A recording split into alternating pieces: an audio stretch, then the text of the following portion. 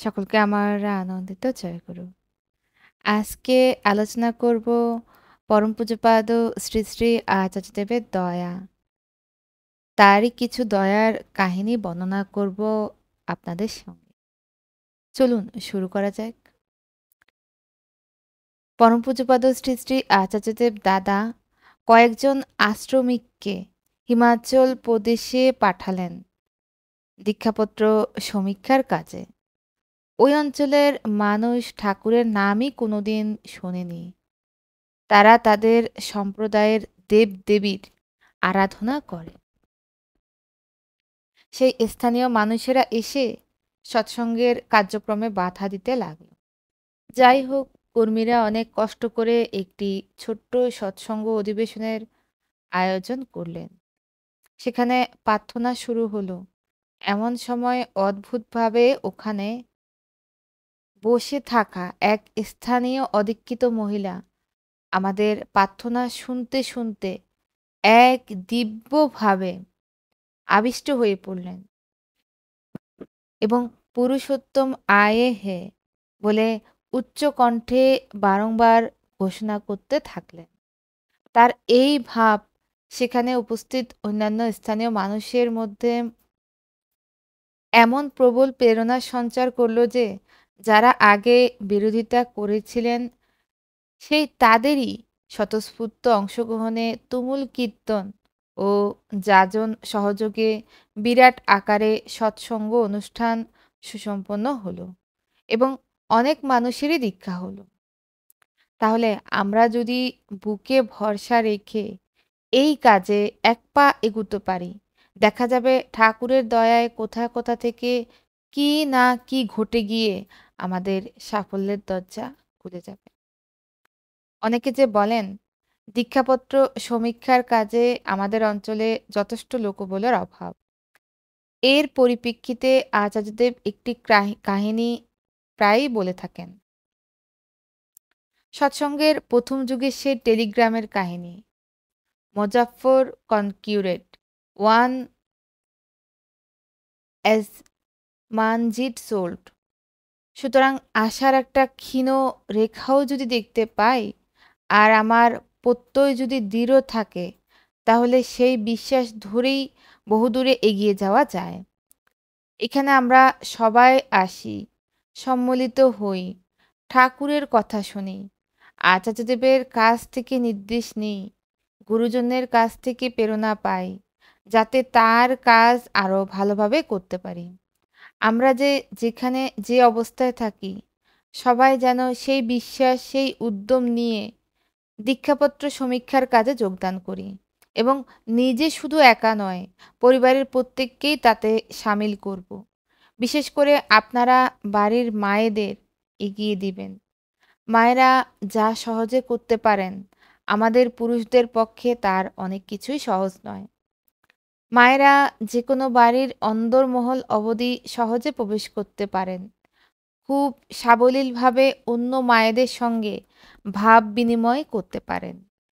মায়েরা হলেন এক একটি পরিবারের প্রাণকেন্দ্র। তাই মায়েরা যদি যাজিত হন ঠিকভাবে, তাহলে তাদের হাত ধরেই বাড়িতে বাড়িতে নিঃশব্দে ঠাকুরের প্রতিষ্ঠা ঘটতেই থাকবে। একটা জিনিস জানবেন, ঠাকুরের কাজ কিন্তু হবেই। এটা আমার ভাগ্য যে আমি নিজে সেই কাজে কতটা যোগদান করতে পারছি, কতটা সেই আশীর্বাদের অধিকারী হতে পারছি। উক্ত আলোচনাটা পূজনীয় বিন্টু দাদার ৩৩১তম ঋত্বিক সম্মেলনে আলোচনা পত্রিকা থেকে এতক্ষণ আপনাদের পাঠ করে শোনালাম। পরম পূজ্যপাদ শ্রী শ্রী আচার্যদেবের আরেকটা যাজন নিয়ে আসছি। বালেশ্বর থেকে এসেছেন এক দাদা। তার নিউরোফাইব্রোমিয়া রোগ ধরা পড়েছে। সারা শরীর মুখ ভরে গেছে ছোট ছোট গুটিতে। তিনি জানান তার এই বীভৎস রূপের জন্য চাকরি চলে গেছে, বাড়িতে কেউ নেই, তিনি একাই থাকেন। যত দিন যাচ্ছে সমাজে যেন তিনি ব্রাত্য হয়ে যাচ্ছেন। তার মনে হয় কেউ তার মুখের দিকে তাকায় না, কি করে বাঁচবেন? এইটুকু বলেই তিনি হতাশায় অধঃপতন হয়ে বসে রইলেন। শ্রী শ্রী আচার্যদেব বললেন, তুমি একদম ভয় পাবে না, তুমি ঠাকুরের কাজ করতে থাকো, নাম করো প্রতিদিন নিয়ম করে। তুমি চাকরি ভুলে যাও, নিজের রূপ নিয়ে নিজে একদম ভাববে না, মনে মনে ভাববে যতক্ষণ আমি বেঁচে আছি আমি তোমার ইচ্ছায় বেঁচে আছি, তাই আমি সুন্দর। মন প্রাণ এক করে ফেলো। তুমি চাকরির দিকে তাকাবে না, তুমি শুধু পরমপিতার দিকে তাকাবে। তোমার যেটা দরকার হবে সেটা তিনি সময় মতো করে দেবেনই দেবেন। নুন ভাত খাও, কিন্তু তৃপ্তিতেই থাকো। ঠাকুরের কাছে বলো, এ জীবন তোমার, আমি শুধু তোমাকে চাই। কিন্তু তুমি কখনো ভুল করে ধান্দাবাজের মতন লোহার কুড়ুল ফেলে দিয়ে সোনার কুড়ুলের জন্য অপেক্ষ করো না। ইষ্টিবৃতি মন প্রাণ দিয়ে, মনের আকুতি দিয়ে করো। শুধু মুখ দিয়ে মন্ত্র উচ্চারণ নয়, অন্তর থেকে করো যে আমি তোমার ভরণের জন্য মঙ্গলময়ের কাছে নিঃস্বার্থ নিবেদন করছি। এই রকম করে এই মন নিয়ে করে দেখো, তুমি ফল পাবেই পাবে। 1000 বার পরীক্ষা করে দেখো, 1000 বার পাবেই পাবে। আমি বলছি না, বিজ্ঞান বলছে। এটা কোনো বুজরুকির কথা নয়, কোনো বাবাজিরও গল্প নয়।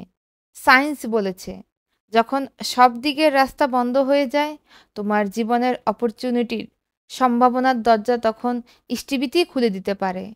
মানসিকভাবে অন্ধকারে নিমজ্জিত দাদাটি আশার আলো দেখতে পেলেন। সমাজের কাছে ব্রাত্য হয়ে যেতে থাকা দাদাটি শুনতে পেলেন পরম প্রেমময়ের গল্প। চোখে গভীর প্রত্যয়ের প্রতিফলন তার। আচার্যদেবের উপদেশ শিরোধার্য করে এবারে ঝাঁপিয়ে পড়বেন ইষ্টকর্মে। তিনি ভক্তি ভরে প্রণাম করে বিদায় নিলেন। এতক্ষণ আমরা পরম পূজ্যপাদ শ্রী শ্রী আচার্যদেবের দয়ার যে কথাগুলো তা শ্রবণ করলাম। সত্যি, পরমপিতা চাইলে অসম্ভবও সম্ভব হয়। কিরকম করে একটি বীভৎস মানুষের চেহারার জন্য আচার্যদেব কি সুন্দর বিধান দিলেন। তার নির্দেশ, তার কথা, তার বলা, তার চলা আমরা যদি সব সুন্দরভাবে নিয়ম মেনে পালন করতে পারি, তবে আমাদের এই জীবনে আর কিছুই প্রয়োজন নেই। ঠাকুর তো বললেন, ভাববার তুমি কে, ভাববার যিনি ভাবছেন তিনি, তুমি ভাবো তাকে।